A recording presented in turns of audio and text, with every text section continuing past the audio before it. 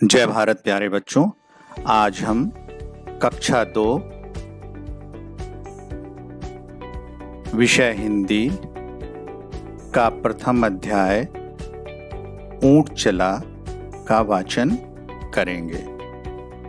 लेकिन बच्चों, वाचन करने से पहले हम ऊंट के बारे में जानने का प्रयास करेंगे।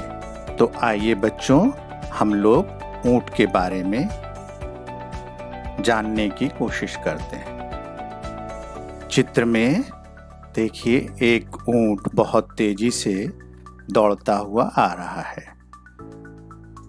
इसे ड्रोमेड्रीज या अरेबियन या एक कुबड़ वाला ऊंट कहते हैं। भारत में यह राजस्थान के थार रेगिस्तान में पाया जाता है। अगला हम लोग देखते हैं चित्र। इस चित्र को प्यारे बच्चों देखिए, इसमें एक ऊंट है जो बर्फ में से एक कार को बाहर खींचकर निकाल रहा है। देखिए, इसे बैक्ट्रियन या दो कुबड़ वाला ऊंट कहते हैं। यह भारत में जम्मू और कश्मीर के लद्दाख क्षेत्र में देखने को मिलता है। यह उसका चित्र सामने से है। इसे ध्यान से देखिए, दोनों ऊंट के बीच में आप अंतर समझ पाएंगे। एक अरेबियन ऊंट में एक कुबड़ है और बैक्ट्रियन ऊंट में दो कुबड़ है।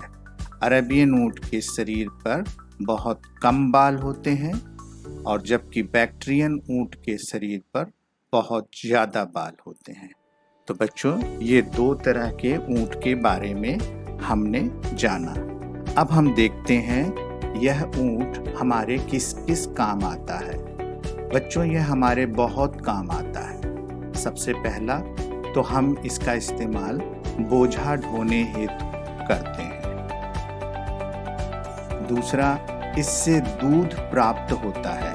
ऊँटनी का जो दूध होता है, जो इन्हें पालते हैं, वो इसका इस्तेमाल ठीक उसी प्रकार करते हैं जिस प्रकार हम लोग गाय, भैंस, बकरी के दूध का इस्तेमाल करते हैं।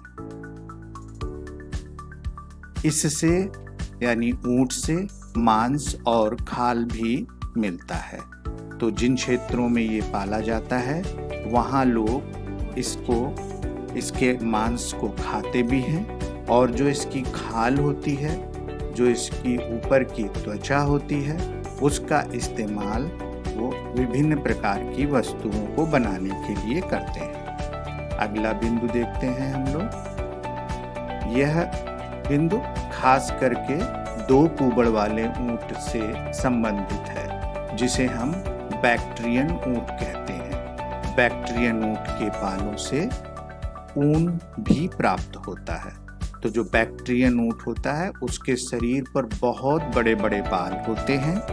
उन बालों को निकालकर उनसे ऊन बनाया जाता है और फिर उससे शाल, कंबल इत्यादि बहुत सारी चीजें बनाई जाती हैं, जो हमें सर्दी से बचाती हैं। अगला बिंदु देखते हैं बच्चों। देखिए, यह बिंदु जो है अरेबियन ऊंट से संबंधित है, एक कुबड़ वाले ऊंट से संबंधित है। यह रेगिस्तान की तपती रेत पर बहुत तेजी से दौड़ सकता है। जो ऊंट है, रेगिस्तान में बहुत गर्म होता है, वहाँ पर ये बहुत तेजी से दौड़ सकता है और बिना पानी के कम से कम 7 दिनों तक जीवित रह सकता है। इसीलिए इसे रेगिस्तान का जहाज कहते हैं। तो बच्चों, आपको अच्छा लगा होगा ऊंट के बारे में जानकर। आइए अब हम इस कविता का वाचन करते हैं। ऊंट चला।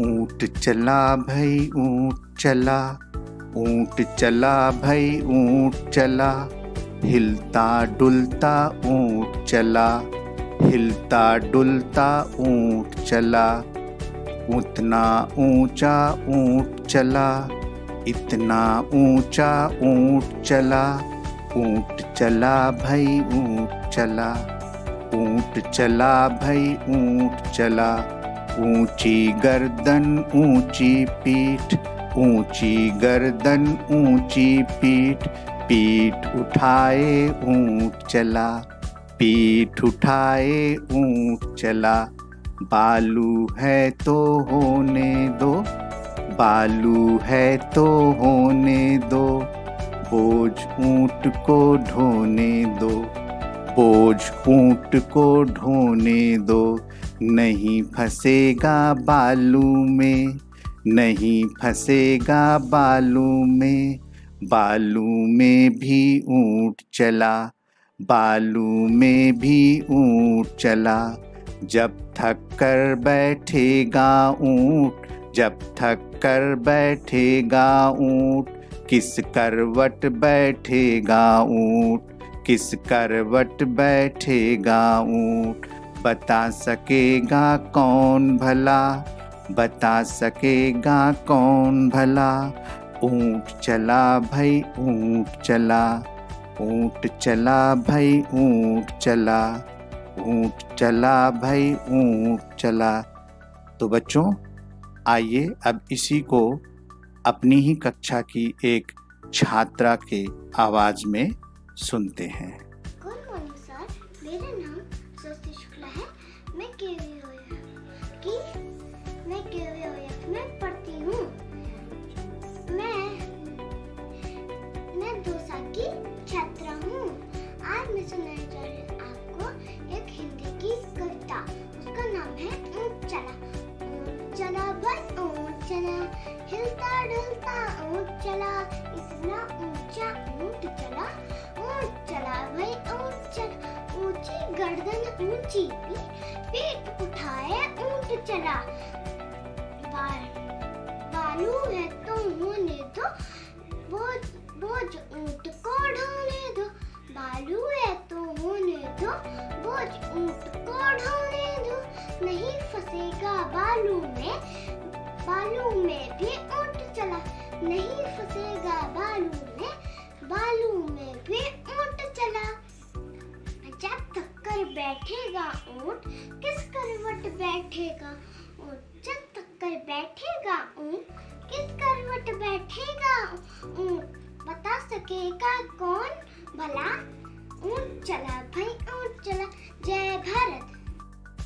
धन्यवाद बच्चों। इसी के साथ ही हमारा आज का ये वीडियो यहीं पर समाप्त होता है। आशा है आपको यह वीडियो बहुत पसंद आया होगा। जय भारत।